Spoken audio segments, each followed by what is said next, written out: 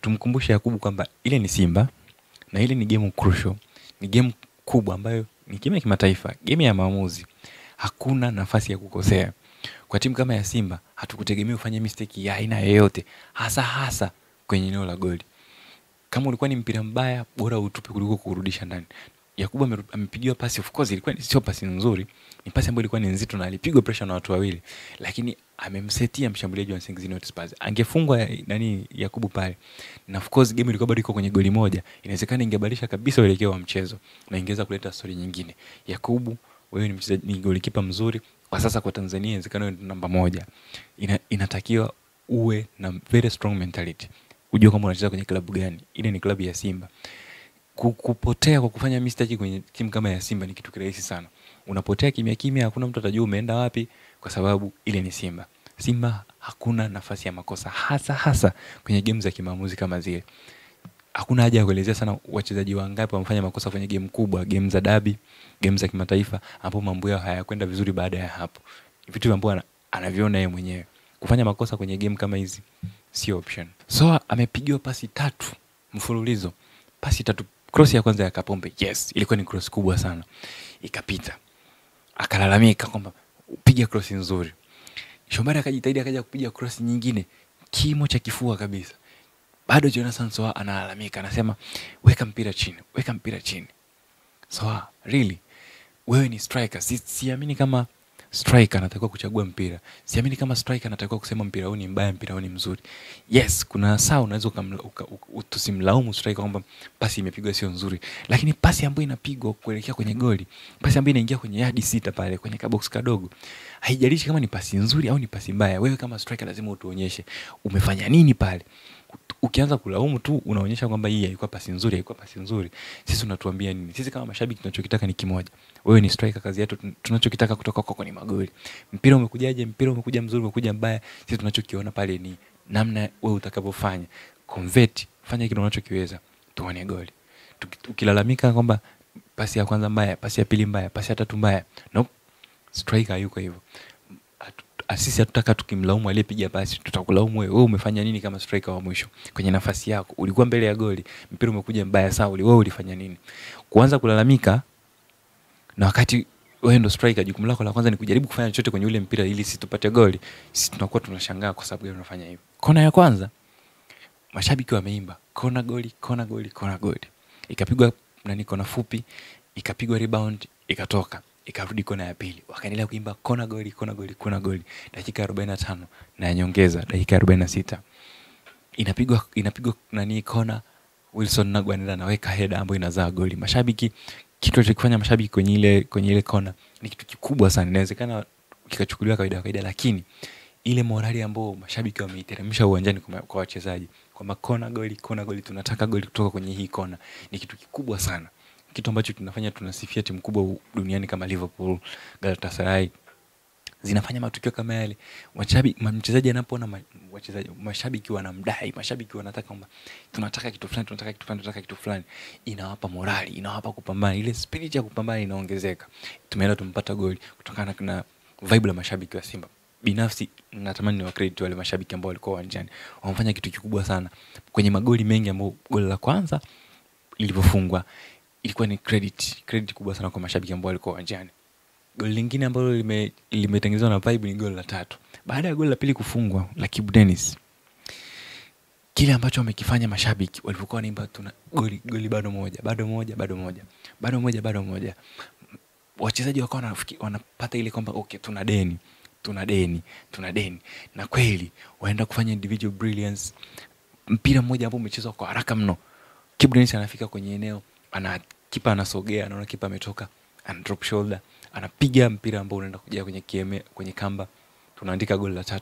Credit again kwa mashabiki, kwa sababu mashabiki wamelidai ile goli. Mashabiki walikuwa uwanjani kwenye ile game, mashabiki wa Simba, maua yenu kwa kweli. Tunafanya kazi kubwa sana kuwadai wachezaji. Kila ambacho kinatakiwa kifanyike tunapokata kwenye game zetu za nyumbani. Mfikiria ile vibe ambayo limeimba pale bado moja au kona goli ikipigwa pale Benjamin watu 60,000, nini kinatokea? Tutakuwa ni timu ambayo haikamatiki kabisa. Mashabiki kuchangamsha game vile ndio kitu ambacho kinatenganisha timu nyingi za kawaida na timu kubwa sana duniani. Safi sana mashabiki wa Simba mlioko uwanjani, credit kwenu. assist ya kisigino kutoka kwa Black Lion, Simba Mweusi, Jonathan Soa. Ni bonge moja la goli. Kibu Denis ameturn. Kwanza amepokea mpira upande wa kulia, ameturn upande wa kushoto, drop shot, amefungua mwili, ampiga bonge moja la attempt. Ukienda kichwa kupiga ule mpira, uwezekano wa kupiga mpira juu ni mkubwa sana. Kibu Denis amejitahidi sana kwa clinical kwenye ile nafasi. Na amepiga na mguu wake ambao ni dhaifu, mguu wa kushoto. Lakini still ameweza kupiga vizuri. Amepiga on target, amepata goal. Credit kwa movement, kwa sababu quality ilionekana kwenye ile goal ni quality ya juu sana. Tumetoka kwa goalkeeper. Goli ambalo wamefungwa Wananchi jana ndio goli ambalo leo tumeenda kuwafunga Nsingizini. Mpira umetoka chini mpaka umefika kwenye goli, mpaka tumescore, hawajaugusa mpira. Ile ndo namna timu kubwa ilivyo. Timu kubwa inafanya vitu vidogo, vitu ambavyo vinaonekana ni impossible vinakuwa possible. Vitu ambavyo vinaonekana haviwezekani vinawezekana. Mpinzani asiguse mpira kutoka kwenye goli letu, tunapiga pasi mpaka kwenye goli lao na tunawafunga. Hii ndio Simba ambayo tunaitaka. Quality kila mara. Ubora mkubwa sana kwenye matukio. Hasa matukio kama haya ndio yanayotofautisha Simba na Nsingizini Hotspurs. The same thing kwenye goli la 3. Zimefanyika movement ya haraka, pasi chache, tumefika golini, tumpata goli. Credit sana kwa wachezaji. Credit kwa manager Pantev kwa sababu hili ni ball lake na uhakika hichi ambacho tunakiona hatujakiona kwa muda mrefu. Hili ni ball lake. Naamini tutaendelea kuviona vitu kama hivi kwenye games zinazofuata. Games za ndani, games za kimataifa, games za CRDB. Tukafanya mambo kama haya kwenye games, itatofautisha sana sisi na timu nyingine. Tusifanye kwenye mechi moja Afrika ishi hapa. Quality, speed, mentality ambayo iko very strong. Tunautaka mchezo, tunataka kufunga. Kila ambacho kinatakiwa, mashabiki wanachangamka uwanjani. Mashabiki wamemshangilia mpaka kocha, tumesikia wakimuimba kocha. Kile ambacho tunakitaka kwenye timu yetu, tuwe na umoja, tuwe na kauli moja. Tufanye vitu ambavyo vinaonekana ni vigumu, vinakuwa vyepesi. Safi sana kwa wachezaji. Magoli yaliyofungwa kuanzia goli la kwanza mpaka goli la 3, magoli yote ni mazuri, quality ni kubwa. Safi sana kwa wachezaji. Kitu kubwa ambacho tumekiona kwenye game ya leo, ya kwanza kabisa ya kiushindani ya kocha Pantev, ya manager Pantev dhidi ya Nsingizini Hotspurs, ni namna ambavyo timu ilikuwa inazuia, namna ambavyo timu ilikuwa inajilinda pale ambapo timu yetu imeenda kufanya mashambulizi eneo la mpinzani, namna ambavyo mabeki walikuwa wanabaki kwenye eneo lao kuzuia pale ambapo litatokea tukio la counter attack au kutokea changamoto yote ya kiulinzi. Tukiangalia kwenye mechi ambazo zimepita, kuanzia kwenye mechi ambazo tulicheza Ngao ya Hisani, Ngao ya Jamii, mpaka kwenye game ya kimataifa ambazo tulicheza zile za kwanza dhidi ya Gaborone United, makosa ya kwenye counter attack yalikuwa ni mengi sana. Ukiangalia kwenye game ambayo tulicheza kwa Mkapa dhidi ya Gaborone United walipata penalty, faulu ambayo ilisababishwa na counter attack, tukio ambalo lilitokea kwa haraka na kukuta mabeki wetu wakiwa kwenye eneo la ulinzi not well prepared, hakuwa na strategy nzuri ya kuzuia. Kwa kwenye ile counter attack tukajikuta mabeki wetu wamefanya makosa, ile makosa ambayo yakaenda kusababisha penalty ambayo ikafanya kwenye game yetu tukamaliza kwa game ikaisha kwa matokeo 1-1. Nabi Kamara ameweza kufanya ile kazi ya kuongezeka kwenye kiungo, yeye kama kiungo namba 6, kiungo wa ulinzi wa kwanza, ambaye jukumu lake ambalo amelitekeleza kwa usahihi sana kwenye game ya leo ni jukumu la kukaa kwenye eneo la center back pale ambapo timu yetu inakuwa imeondoka kwenda kushambulia, na ameifanya hiyo kazi vizuri sana, Nafikiri kocha Pantev ni mpango mmoja ambao ameufanya ni mzuri sana, kwa sababu changamoto ya kufungwa kwenye magoli ya counter attack, changamoto ya kufungwa pale ambapo mabeki wawili tu kwenye eneo la chini, tumekuwa tukiongea tangu msimu uliopita mpaka kwenye games za msimu nyingine ambapo tumecheza, tumeadhibiwa kwa makosa ya counter attack kwa sababu ya mabeki wetu kubaki wawili tu kwenye eneo la nyuma wakati tumeenda kushambulia. So namna ambavyo sasa hivi Nabi Kamara amefanya kazi kwenye game ya kwanza ambayo tumeiona ni mpango mzuri kabisa, kwa sababu timu pale ambapo itakuwa inaenda kushambulia kwenye game yoyote ile, unapokuwa na watu waliobaki pale kama rest defense ya watu watatu na viungo wawili tena mbele yao, ni ngumu sana timu pinzani kupata nafasi za kufanya counter attack na kwenda kukuathiri kwenye eneo lako. So kwa manager Pantev kitu ambacho amekifanya ni kizuri sana, na nafikiri ni strategy ambayo inaweza kusaidia timu yetu kwa kiwango kikubwa sana. Fitness ya wachezaji inaonekana kitu ambacho kimebadilika kidogo. Namna ambayo wachezaji wetu wanacheza kwenye game hii ya kimashindano ambayo tumecheza dhidi ya Nsingizini Hotspurs ni tofauti kabisa na namna ambayo timu yetu imecheza kwenye game zilizopita, game ambazo tulikuwa kocha mkuu alikuwa bado hajaja. Timu imecheza kwa hali ya juu sana, movement, tunaona wachezaji wana kasi, wanakimbia sana uwanjani, wanafanya matukio mengi kwa sahihi, wana nguvu, wana energy, wanautaka mchezo, wana hamu sana na kuonyesha kwamba kuna kitu tofauti. Kimwangalia Budo namna alivyokuwa anajituma uwanjani, namna alivyokuwa anaenda kwenye matukio, wachezaji wengi wameonyesha hali sana ya kutaka mchezo, speed, kasi, nguvu, energy, mentality iko very strong kwamba tunautaka mchezo. Inawezekana ni ujio wa kocha mpya, kwa sababu kocha mpya anapokuja kwenye timu, wachezaji wanatamani kuonyesha kitu cha ziada ili wawe na uhakika wa kupata namba kwenye kikosi kinachoanza. So inawezekana kuna namna wachezaji wanatamani kumuonyesha kocha kwamba mimi naweza, mimi nina energy, mimi naweza kukupa, naweza nikakusaidia kuzuia, naweza nikakusaidia kushambulia, naweza nikakusaidia kufanya vitu vingi uwanjani. Inawezekana ndio ambacho wachezaji wanajaribu kukionyesha hivi sasa ili kocha awe impressed. So inawezekana kitu ambacho kaendelea au kisiendelee. Tusitegemee kwamba timu inaweza ikawa hivi hivi au inaweza pia ikawa isiendelee hivi hivi, kwa sababu ni kawaida pale ambapo timu inapata kocha mpya wachezaji kushow up, kuonyesha kitu kwenye mechi 2-3 za kwanza, afu baada ya hapo wanarudi kwenye hali yao ya kawaida.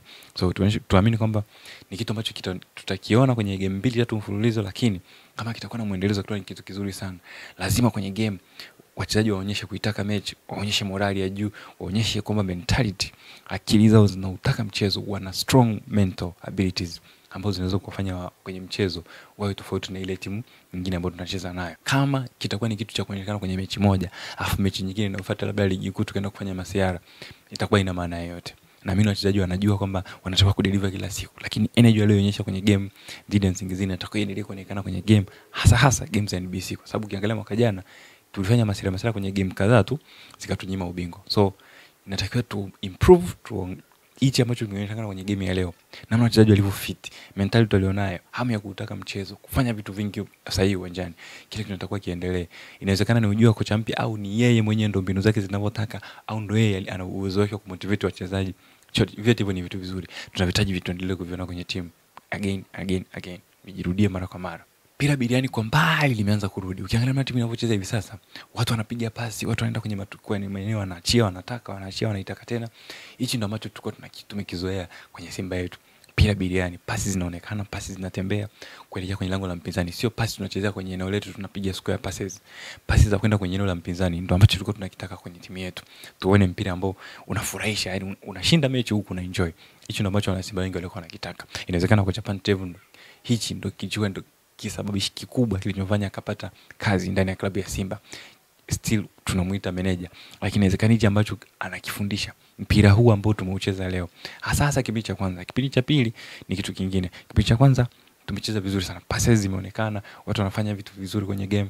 Kipindi cha pili mpaka dakika 80 kulikuwa kuna gongana nyingi sana ambazo hazikuwa ile pila bidana tukoona likiflow, hatukuwa tunaona passes tukitoka kwenye eneo moja kwenda kwenye eneo jingine, tukiwa tuna energy ya kutosha, tukiwa tuna passes speed accuracy tulikuwa tuioni. Lakini dakika 10 za mwisho ambazo zimetoa magoli mawili vilionekana hivyo vitu. So inawezekana ni kitu kikubwa ambacho kocha Pantev akileta ndani ya timu yetu. Inawezekana kitu ambacho tutakiona tena.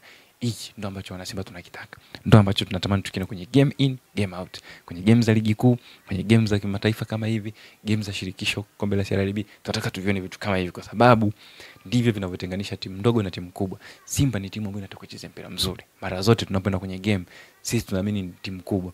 Tunataka tukadominate, tukafanya vitu vingi vizuri. Wale Nsingizini Hotspurs wamefanya kitu kimoja ambacho ni mara chache sana tunakiona. Uwanja wao of course unaingia mashabiki wachache, lakini hata hivyo hawakuweza kuujaza uwanja ambao tumechezea. Still kuna sehemu ambazo zilikuwa hazina viti kabisa pembeni ya uwanja. Walichokifanya, wametumia akili.